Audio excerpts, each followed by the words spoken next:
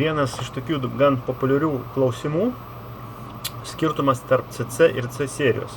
Taip, dabar čia matom CC seriją, tai yra nupjauta kraštinė ir stiklas puikiausiai ant jo stovi, nieko papildomai nereikia, graviravimas gali būti 2D, 3D, gali būti padarytas medinis stavelis, irgi labai gražiai atrodo toks gaminys. Ir kita serija, tai yra CC serija.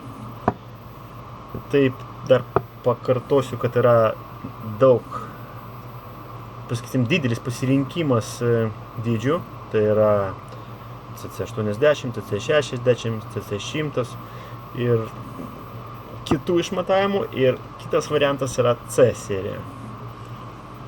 Irgi didelis spektras pasirinkimų, tai yra nuo C30 iki C150, tai yra, reiškia, kubas C150 reiškia, kad yra kubo išmatavimai 15, 15, 15. Jeigu C80, tai reiškia 80, 80, 80.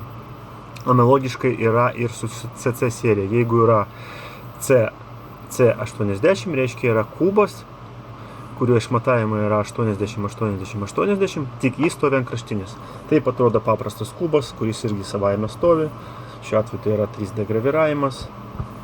Tai yra du skirtumai tarp šitų dviejų gaminių. Tai yra C serija ir CC serija.